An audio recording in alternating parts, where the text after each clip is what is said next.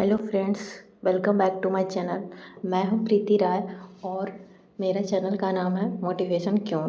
Friends, आज मैं जो कुमार गौरव सर का न्यू बुक आया है 7 फेरों वाली सीरीज, उसको कंप्लीट रिवीजन कराने वाली हूं इस क्लास के माध्यम से। अगर आप लोगों को ये क्लास पसंद आए तो लाइक, शेयर एंड सब्सक्राइब ज़रूर करें और कमेंट बॉक्स में ज़रूर बताएं कि ये क्लास लगातार लाएं या नहीं। आप लोगों को क्लास कैसी लगी, जो भी लगे, अच्छा लगे बुरा लगे, सारे आप लोग कमेंट बॉक्स में लिख दीजिएगा। जो भी आप लोगों को सवाल होगा उसका जवाब हम ज़रूर देंगे। तो फ्रेंड्स, चलिए आज इस सीरीज को स्टार्ट करते हैं। तो सबसे पहले है एपिसोड 1, जो कि 7 फेरों वाले सीरीज का है। सबसे पहले शुरू हुआ है सिंधु घाटी सभ्यता।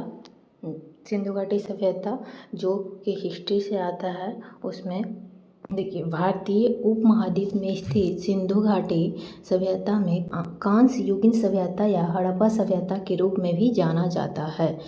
इसमें दूसरा टॉपिक है रेडियो कार्बन डेटिंग C14 के आधार पर सिंधु घाटी सभ्यता का कालक्रम 2300 BC से 1750 BC के मध्य था। इस सभ्यता का प्रथम नगर हड़प्पा था, जिसकी सर्वप्रथम खोज 1921 में दयाराम साहनी ने की थी। उसके बाद है मोहनजोदड़ो। अगला टॉपिक है मोहनजोदड़ो। सिंधु घाटी सभ्यता का ही प्रमुख नगरें हैं ये सब। तो पाकिस्तान के सिंध प्रांत में स्थित सिंधु घाटी नदी के किनारे स्थित है मोहनजोदड़ो। मोहनजोदड़ो का अर्थ होता है मृतकों का टीला। इसको इंग्लिश में माउंट ऑफ द डेड कहते हैं। सिंधु घाटी सभ्यता का सबसे बड़ा नगर मोहनजोदड़ो है। मोहनजोदड़ो का खोज वर्ष 1922 में राखल दास बनर्जी ने की है। इसके बाद अगला है कालीबंगा। यह राजस्थान के हनुमानगढ़ जिले के पीलीबंगा तहसील में घग्गर नदी के बाएं तट पर स्थित है। कहाँ स्थित है? तो राजस्थान के हनुमानगढ़ जिले की पीलीबंगा तहसील में घग्गर नदी के बाएं तट पर स्थित है। कालीबंगा का अर्थ होता है काले रंग की चूड़ियाँ। यहाँ से हवन कुंड के साक्ष्य मिले हैं, जूते हुए खेत के साक्ष्य मिले हैं, भूकंप के साक्ष्य मिले हैं, ऊँट की हड्डियों का साक्ष्य मिले हैं। इसके बाद कालीबंगा का खोज किसने किया? अमलानंद घोष ने वर्ष 1952-53 में इसकी खोज की है। तो फ्रेंड्स, एक और कंप्लीट इस पेज का रिवीजन कर लेते हैं। तो आइए देखते हैं। सबसे पहले सिंधु घाटी सभ्यता। भारतीय उपमहाद्वीप में स्थित सिंधु घाटी सभ्यता को कांस्य युगीन सभ्यता या हड़प्पा सभ्यता के रूप में भी जाना जाता है। रेडियो कार्बन डेटिंग C14 के आधार पर सिंधु घाटी सभ्यता का कालक्रम 2300 BC से 1750 BC के मध्य है। BC का अर्थ होता है बिफोर क्रिस्ट। इस सभ्यता का प्रथम नगर हड़प्पा था, जिसकी सर्वप्रथम खोज 1921 में दयाराम साहनी ने की। उसके बाद है मोहनजोदड़ो। मोहनजोदड़ो जो कि पाकिस्तान के सिंध प्रांत में स्थित सिंधु नदी के किनारे है। मोहनजोदड़ो का अर्थ होता है मृतकों का टीला, mount of the dead. Sindhu घाटी सभ्यता का सबसे बड़ा नगर है मोहनजोदड़ो। मोहनजोदड़ो का खोज किसने किया था? 1922 में राखल दास बनर्जी ने, और हड़प्पा का 1921 में दयाराम साहनी ने। कालीबंगा यह राजस्थान के हनुमानगढ़ जिले के पीलीबंगा तहसील में घग्गर नदी के बाएं तट पर स्थित है। इसका कालीबंगा का अर्थ होता है काले रंग की चूड़ियाँ। यहाँ से हवन कुंड के साक्ष्य मिले हैं, जूते हुए खेत के साक्ष्य मिले हैं, भूकंप के साक्ष्य मिले हैं, ऊँट की हड्डियों के साक्ष्य मिले हैं।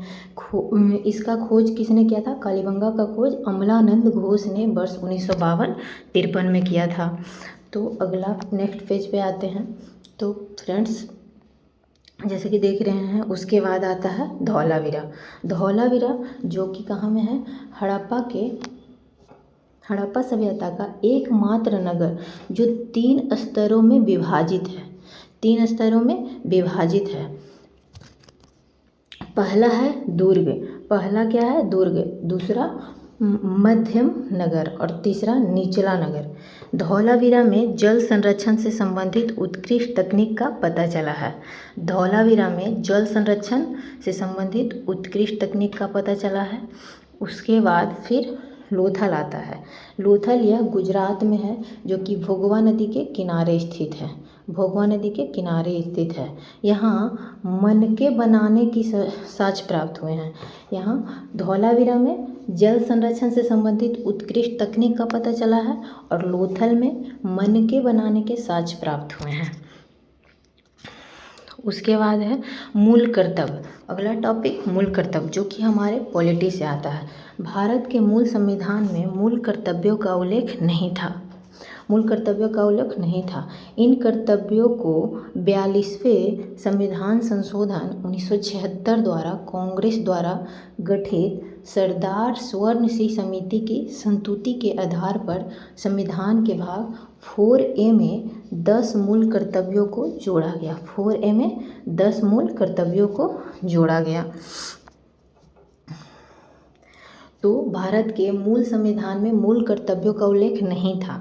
उसके बाद 42वें संविधान संशोधन 1976 द्वारा कांग्रेस में द्वारा गठित सरदार स्वर्ण सिंह समिति की संस्तुति के आधार पर संविधान के भाग 4A मूल कर्तव्यों को जोड़ा गया। 86वें संविधान संशोधन के द्वारा वर्ष 2002 में 11वां मूल कर्तव्य जोड़े गए। 42वां में 10 मूल कर्तव्य जोड़ा गया और 86वें संविधान संशोधन में 11वां मूल कर्तव्य जोड़ा गया। भारतीय संविधान में मूल कर्तव्यों की अवधारणा कहाँ से ली गई है? तो सोवियत संघ से लिया गया है। सोवियत संघ से, जो कि रूस को बोलते हैं, तो से ली गई है। उसके बाद है अगला topic Annie Besant. Annie Besant है भारतीय राष्ट्रीय कांग्रेस की प्रथम महिला अध्यक्ष। कलकत्ता अधिवेशन 1917 में। कहाँ? कलकत्ता अधिवेशन 1917 में। इनका पत्रिका का नाम कॉमनवेल्थ था। एनी बेसेंट की पत्रिका का नाम क्या है? तो कॉमनवेल्थ। भारतीय राष्ट्रीय कांग्रेस की प्रथम महिला अध्यक्ष हैं ये थे, जो कि कलकत्ता अधिवेशन 1917 में हुआ। इन्होंने सितंबर 1916 में मद्रास, चेन्नई में Akhil Bharatiya home rule league की स्थापना की थी। एनी बेसेंट ने सितंबर 1916 में मद्रास के चेन्नई में Akhil Bharatiya home rule league की स्थापना की। नेक्स्ट पेज आते हैं, जो कि उसके बाद है 11 पेज आएगा। अगला है सरोजिनी नायडू। सरोजिनी नायडू हमारे राष्ट्रीय कांग्रेस की प्रथम भारतीय महिला थे, जो कि कानपुर अधिवेशन 1925 में थे। एनी बेसेंट जो कि थे 1917 में और सरोजिनी नायडू 1925 में। भारत की प्रथम महिला राज्यपाल थी सरोजिनी नायडू ही। इनके जन्म दिवस पर प्रतिवर्ष 13 फरवरी को राष्ट्रीय महिला दिवस मनाया जाता है। सरोजिनी नायडू के जन्म दिवस पर प्रतिवर्ष 13 फरवरी को राष्ट्रीय महिला दिवस मनाया जाता है। प्रमुख अनुच्छेद। अगला टॉपिक क्या है? प्रमुख अनुच्छेद। तो प्रमुख अनुच्छेद में आता है सबसे पहले अनुच्छेद 44। ये क्या है? तो अनुच्छेद 44 में बताया गया है कि समान सिविल संहिता का उल्लेख है। समान सिविल संहिता का उल्लेख है। भारतीय संविधान का भाग 4। अगला क्या है? भारतीय संविधान का भाग 4। इसमें अनुच्छेद 36 से 51 तक आते हैं। अनुच्छेद 36 से 51 तक आते हैं। इन भाग में नीति निर्देशक तत्वों का उल्लेख है, जिसकी आयरलैंड के संविधान से लिया गया है। तो भारतीय संविधान के भाग 4 में अनुच्छेद 36 से 51 तक आते हैं। इस भाग में नीति निर्देशक तत्वों का उल्लेख है, जो कि आयरलैंड के संविधान से लिया गया है। उसके बाद है अनुच्छेद 79, आर्टिकल 79, जिसमें संसद का उल्लेख है। उसके बाद अनुच्छेद 80 राज्यसभा का उल्लेख है। अनुच्छेद 80 में राज्यसभा का उल्लेख है। उसके बाद 81 लोकसभा का उल्लेख है। तो इसका एक ट्रिक है, सरला स से संसद, र से राज्यसभा और ल से लोकसभा। तो इसका ट्रिक है 79 80 81। सरला स से संसद, र से राज्यसभा, ल से लोकसभा। उसके बाद अगला टॉपिक है रक्त। तो आगे देखते हैं फ्रेंड्स। रक्त ब्लड है, तो रक्त समूह की खोज कार्ल लैंडस्टीनर ने की थी। रक्त को सर्वदाता समूह जो कि O निगेटिव है, सर्वग्राही रक्त समूह AB पॉजिटिव है। सर्वग्राही रक्त समूह AB पॉजिटिव और सर्वदाता रक्त समूह OB निगेटिव। जीवित कोशिका की खोज किसने की थी? तो लुवेनहॉक ने की थी। जीवित कोशिका की खोज लुवेनहॉक ने की थी।